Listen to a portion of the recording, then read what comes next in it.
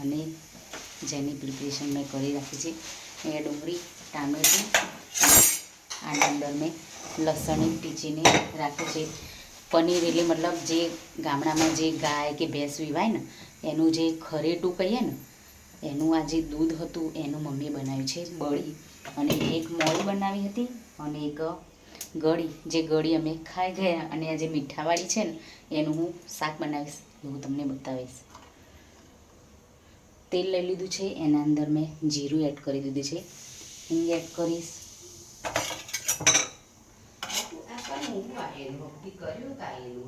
ડુંગળી એડ કરી દઈશ. પપ્પા દુકાનેથી આવી ગયા છે અને ગરમીનો માહોલ બહુ જ છે પપ્પાને. ઘરમાં કચરો આવે છે બેન મારી.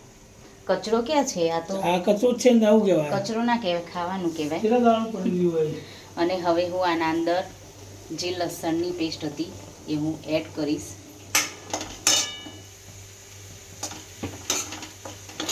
આનો ગોલ્ડન બ્રાઉન કલર થાય ને ત્યાં સુધી આને શેકાવા દેવાની છે. પછી એના અંદર ટામેટાં એડ કરી દઈશ.